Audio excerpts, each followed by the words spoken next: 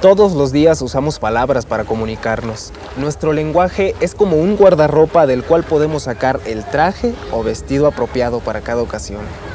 Tenemos palabras domingueras para adornarnos en ocasiones especiales. Palabras que usamos como máscaras. Palabras para imponer autoridad. Palabras sinceras que expresan lo que somos, lo que sentimos. El programa de hoy estará dedicado a las palabras. Les recuerdo que estamos deseosos de recibir noticias suyas. Llámenos o escríbanos a los datos que aparecen en pantalla.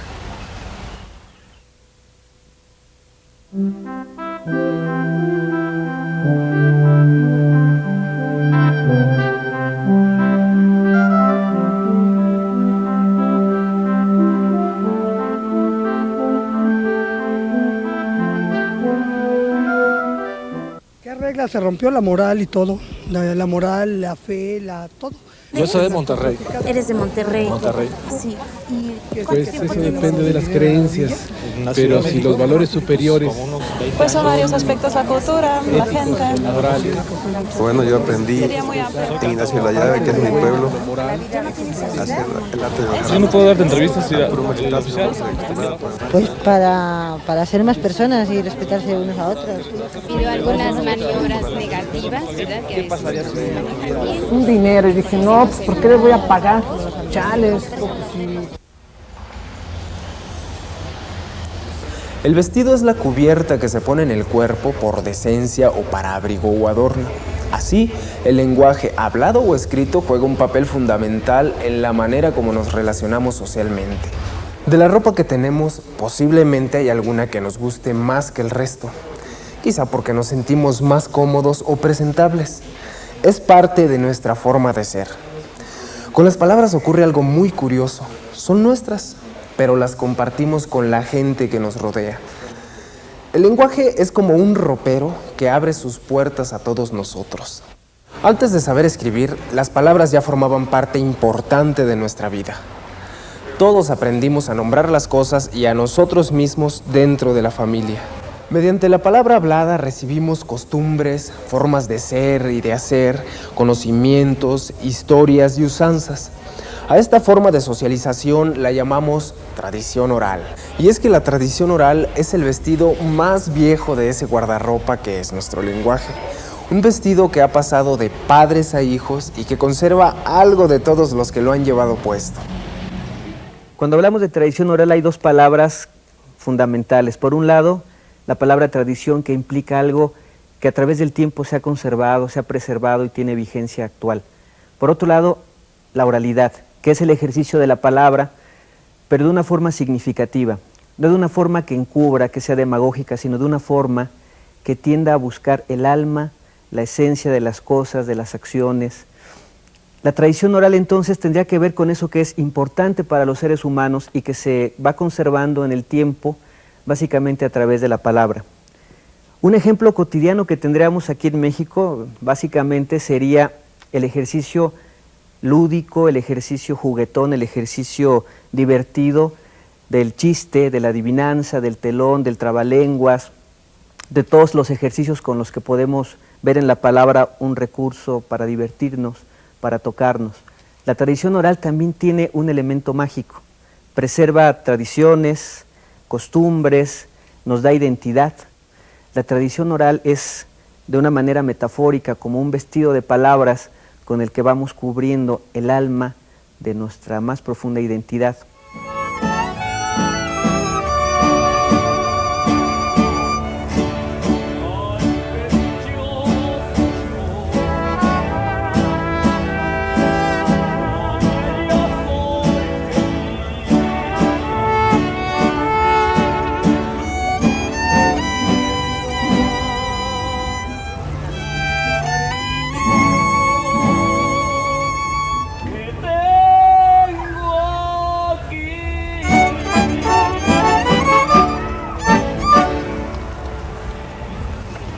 La tradición oral está presente en manifestaciones como las canciones populares, los refranes, las leyendas, la charla cotidiana, los juegos infantiles e incluso en los comercios.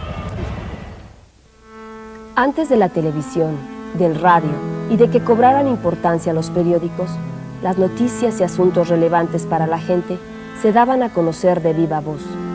Durante la época colonial, por medio de los pregones, se informaba todo aquello que las autoridades disponían que se supiese, desde la llegada de un virrey hasta los precios autorizados para bebidas y alimentos. Acompañados de tambores, timbales o trompetas, los pregoneros recorrían las calles diciendo en voz alta su mensaje. Los comerciantes también utilizaban el pregón para anunciar sus mercancías, y fueron ellos los que mantuvieron viva esta práctica hasta nuestros días. Entre las muchas posibilidades que nos ofrecen las palabras está la de jugar con ellas. Están papá mosquito y el bebé mosquito, no el niño mosquito. Y el niño mosquito. Oye, papi, ¿qué es esa mancha que está ahí arriba? Cállate, es tu abuela. Adivinanzas, rondas, chistes. ¿Podemos encontrar otras formas de jugar con las palabras? La palabra como juguete nos sirve para percatarnos de que podemos tocarnos con la herramienta más peculiar del ser humano, la palabra. Y también podemos disponer de la palabra como si fuera un rompecabezas. Gianni Rodari, en su Gramática de la Fantasía, dice una frase maravillosa, a mí me parece muy significativa de esto. Dice, todos los usos de la palabra para todos, no para que todos sean artistas, sino para que nadie sea esclavo. Si la palabra la vemos no solo como un juguete, sino como una caricia, como una herramienta de crítica, como una herramienta de expresión, no como una herramienta de encubrimiento, ni de demagogia, ni de imposición. En ese momento, la palabra, a la que le hemos perdido el respeto de esta manera tan extraordinaria, al verla como un juguete, como un rompecabezas, como una arcilla que se moldea, nos hace creer que nuestra palabra tiene un sentido, tiene una valía, y que ejercer la palabra es ejercer nuestro derecho a existir como seres humanos críticos, reflexivos, auténticos. Dentro de las opciones que nos ofrece la palabra para aprovechar nuestro tiempo libre, no podemos olvidar la palabra impresa. Periódicos, revistas, historietas y, por supuesto, los libros ocupan un lugar muy especial en nuestra vida.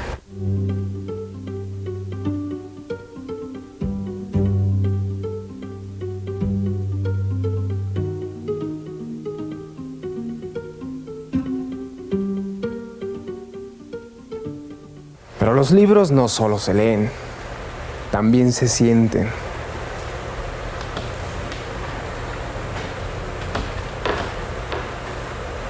Te quiero a las 10 de la mañana y a las 11 y a las 12 del día.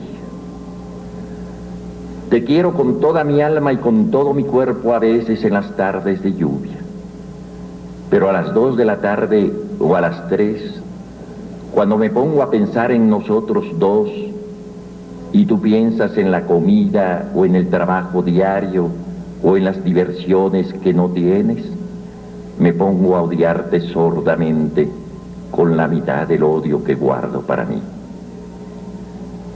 Luego vuelvo a quererte cuando nos acostamos y siento que estás hecha para mí, que de algún modo me lo dicen tu rodilla y tu vientre, que mis manos me convencen de ello y que no hay otro lugar en donde yo me venga, a donde yo vaya, mejor que tu cuerpo.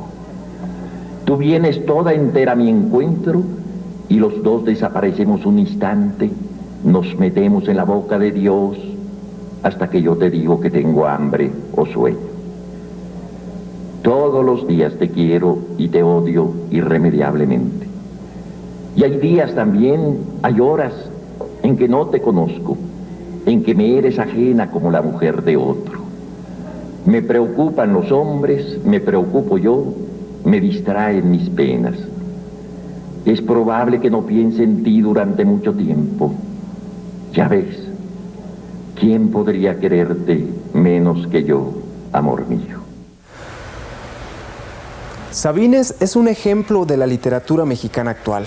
Su obra refleja el pensar y sentir del hombre de nuestro tiempo. Así, por ejemplo, en el siglo XIX, el romanticismo expresó el modo de ser de esa época. El romanticismo fue un movimiento literario de oposición al racionalismo y al clasicismo que surge en Europa a finales del siglo XVIII y llega a México en el siglo XIX. Claros representantes de esta corriente son Shelley y Keats en Inglaterra, Hoffmann y Heine en Alemania, así como Zorrilla en España o Victor Hugo en Francia. Los sueños, el amor, la muerte o la naturaleza como espejo de las pasiones son temas constantes en las obras creadas durante ese periodo. Pero el romanticismo también se preocupó por la libertad, por la existencia de un espíritu nacional, por el rechazo a la injusticia. De este modo, estuvo muy cerca de diversos movimientos sociales. Por ejemplo, el poeta inglés Lord Byron murió peleando por la independencia de Grecia.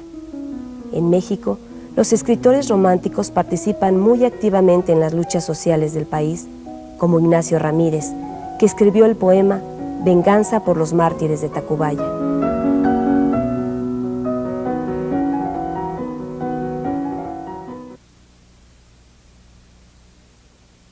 Un ejemplo de literatura romántica son los cuentos rescatados de la tradición popular por los hermanos Grimm, como Caperucita Roja o Blancanieves, que a la vez han llegado a muchos de nosotros de boca en boca. Esto nos habla de lo cercanas que pueden estar la literatura y la tradición oral. Ambas son parte de un mismo lenguaje que nos permite vincularnos socialmente. En la vida cotidiana la palabra nos sirve básicamente como un instrumento de comunicación para entablar correspondencia, para acordar cosas. En el ámbito de la literatura, al mismo tiempo que es un instrumento de comunicación, es un instrumento de creación de otros mundos. Creo que la palabra para mí es la vía más sencilla para poder decir lo que necesito decir, todo este universo de creación que está de pronto ahí fluyendo dentro mío. Uno quiere abarcar demasiado, entonces si encuentro una palabra, a lo mejor en un día encuentro una palabra que es la que me va a dirigir. De esta palabra pueden surgir muchísimas ideas o pueden detonarse ensayos, cuentos, poemas. La palabra te da la claridad en un cuento. Los mayores errores que cometemos o que se comete cuando empiezas a escribir son muy frecuentemente los cuentos oscuros. Esos cuentos donde utilizas puras palabras, conceptos más que nada, y no te dejan ver el texto. Cuando tienes un texto transparente que se deja ver, se deja sentir, se lo logras pasar de la página al lector, entonces ahí estás logrando el objetivo de escribir y de utilizar en la escritura la palabra. Bueno, en mi campo, que es el de la dramaturgia, el de la escritura teatral, pues quizá tiene otro sentido completamente distinto del que puede tener para un Octavio Paz o para un Fuentes. De hecho, tan tiene otro sentido que cuando han querido incursionar estos dos grandes personajes de la literatura, maravillosos autores, pues el resultado ha sido desastroso. ¿Por qué? Porque la palabra teatral es una palabra eminentemente apelativa, es una palabra de algo que va a ocurrir aquí y ahora, y no una palabra del allá y entonces narrativo. Entonces tú tienes que estar pensando constantemente en que tu relato está encadenado a un eterno tiempo presente. Ciertamente la palabra, bueno, es un estilete que puedes usar para cualquier efecto, bueno o malo. Pero bueno, si el periodismo es una de las actividades más nobles del ser humano, si tiene una función esencialmente social, se trata de que la palabra sea efectivamente una espada, pero que tienes que blandir para efectos positivos, para efectos útiles a la sociedad. En la palabra hablada en realidad estamos utilizando un lenguaje más completo, más amplio que el de la pura palabra escrita. A la hora de estar comunicándonos verbalmente, hablando, tenemos también el recurso del lenguaje corporal. Tú sabes en qué momento me puedes interrumpir. Yo me ayudo con las manos para apoyar lo que digo, ¿sí? Hay una serie de gestos. Es decir, todo el lenguaje no verbal está apoyando al lenguaje verbal. En el caso de la palabra escrita, todos esos elementos que sentimos por el tono de voz, por los gestos, tienen que ser resueltos solamente con mecanismos exclusivamente verbales. El escritor, por ejemplo, en el caso de una novela, tiene que utilizar a las palabras para darnos un tipo de luz, ¿sí? Para sugerirnos los gestos, para darnos una atmósfera, como ahorita que parece que va a llover al rato, ¿sí? Es decir, todos esos mecanismos solamente tiene el recurso de las palabras escritas. Un momento de los mejores que hay veces cuando ves todo lo que tú has escrito, el ordenamiento que le has dado a las palabras, la contundencia que has intentado obtener, cuando la ves impresa y dices, no, pues aquí está todo el trabajo de tantos años. El libro, el poema escrito, ofrece una posibilidad al ver la grafía, ¿no? Y es una relación que el lector tiene en voz baja o en silencio, una lectura interna del texto, te ofrece una posibilidad, y si lo lees en voz alta, o sea, si el lector lo lee en voz alta, descubre toda esta musicalidad o la resalta. La palabra impresa, a diferencia de la hablada, bueno, pues tiene la permanencia como característica primordial, y esa permanencia, pues, para efectos de los que andamos en el medio de la comunicación, como que de algún modo nos obliga a mejorar. Estamos educados para no hacer preguntas, no preguntarnos cosas. La educación que recibimos es tú cállate, y además la pregunta es infame y eres un idiota si preguntas y no te atrevas a preguntar. Y entonces, en ese sentido, yo creo que somos un pueblo que no se cuestiona cosas, que no, en ese sentido no está educado, porque en cuanto uno termina su proceso de hacerse preguntas, termina su proceso vital. Y en ese sentido los libros, pues, son el camino para la conquista de ese nunca perder esa pregunta primera y última, ¿no? La primera y última pregunta que nos llevará a la primera y última palabra. Ahora solo nos queda invitarlos a tomar la palabra. ¿Por qué no con alguna lectura colectiva? Organizando una reunión con sus amigos o familiares, o escribiendo cartas como una forma de expresar sus ideas y sentimientos.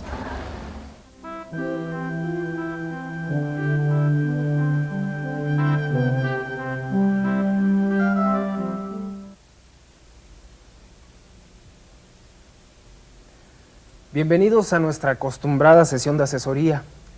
Hoy nos acompaña el asesor Roberto Luna, quien nos ayudará a resolver nuestras dudas. Bienvenido y gracias por acompañarnos, asesor. Bien, ahora leeré este fax que nos llegó en la semana desde Durango y es del señor Rodrigo Montes de Oca. Él nos pregunta cuál es la diferencia entre un mito y una leyenda. Bueno, antes de contestar la pregunta del señor, hay que hacer una pequeña aclaración.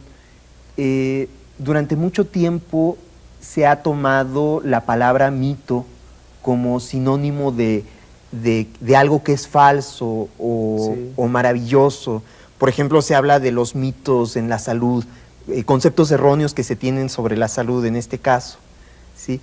Originalmente, los mitos son historias que se cuentan en un grupo de gente y que tienen que ver con el origen del mundo, el origen de ese pueblo en particular, y en el cual pueden intervenir, dependiendo de las creencias de ese grupo, dioses, seres maravillosos, héroes, que son los que dan inicio o fundan cierto aspecto de la vida colectiva, ¿no? Puede haber un mito del dios que cazó por primera vez o del que se le ocurrió pescar, ¿no? Entonces esa historia cuenta el origen de algo, ¿sí? Claro. Ahora, las leyendas son también historias que pertenecen a la tradición oral. También pueden ser creídas por la gente que las cuenta, pero no juegan un papel tan importante en su círculo de creencias. Como los mitos. Como los mitos. Además, en casi todas las leyendas podemos encontrar un trasfondo histórico, sucesos reales que alguna vez posiblemente ocurrieron y que están capturados dentro de la leyenda, ya mezclados con otras ideas, creencias, etcétera, ¿no? Por ejemplo, podemos hablar de La Llorona, que es una de las leyendas más populares en nuestro país, ¿no? Bien. Aquí tenemos una pregunta del señor Augusto Plinio Rosales, que nos llama de Querétaro. Nos pregunta que si los dichos se pueden considerar como tradición oral. Bueno, de hecho, los dichos o los refranes son una de las partes que podemos más fácilmente reconocer como tradición oral. Cosas como no hay mal que por bien no venga, camarón que se duerme se lo lleva la corriente, forman parte de lo que casi todos sabemos y que es muy improbable que lo hayamos visto escrito, a menos que hayamos consultado un libro de alguien que se encargó de recopilar refranes. Generalmente es de generación en generación esto, ¿no? Sí, y esa es una de las características fundamentales de la tradición oral, que pasa de padres a hijos, claro, como una serie de palabras, de historias, y que contienen un conocimiento, una sabiduría, y eso también es muy característico de los refranes, que tratan de transmitir un conocimiento que puede ser relevante para momentos difíciles o para la vida cotidiana, sí, ¿no? Pues gracias, asesor. Aquí tenemos un correo electrónico. Nos llegó desde Ciudad Obregón, Sonora. Es de la señora Dolores Gil. Ella dice en su texto: quiero saber qué relación existe entre las lecturas compartidas y la tradición oral. Bueno, realmente existe mucha relación. Pensemos un momento en uno de las maneras más representativas en que se manifiesta la tradición oral, el momento en que está la familia reunida o un grupo de personas reunidas en torno a una mesa o incluso en torno a un fuego, cuando esa era la forma de vida, y alguien, quizás el más anciano, se ponía a contar una historia de lo que había pasado.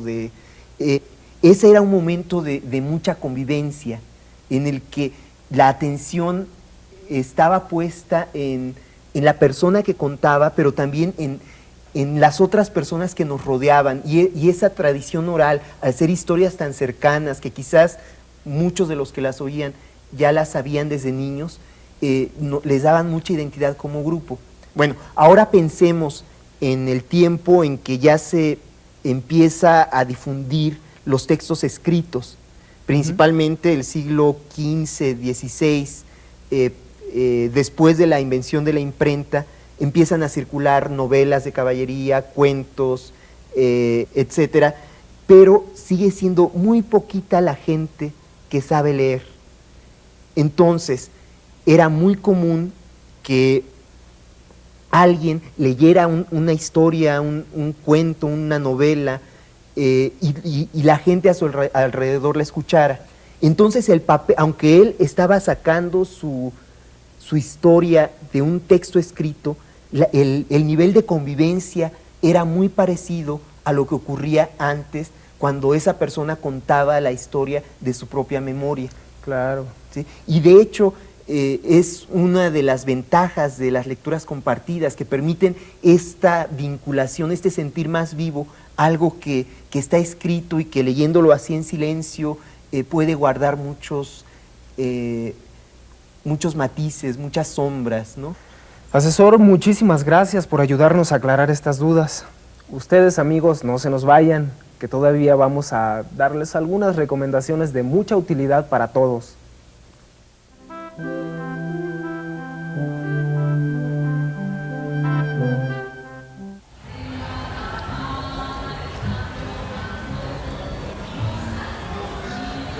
Si a ustedes les interesa el amplio mundo que nos ofrece la tradición oral o la palabra escrita, pueden acercarse a las llamadas Casas de Cultura, que se encuentran en casi todos los municipios de la República Mexicana, así como en las distintas delegaciones del Distrito Federal, y que son, como su nombre lo indica, lugares dedicados a difundir la cultura y el desarrollo de las artes.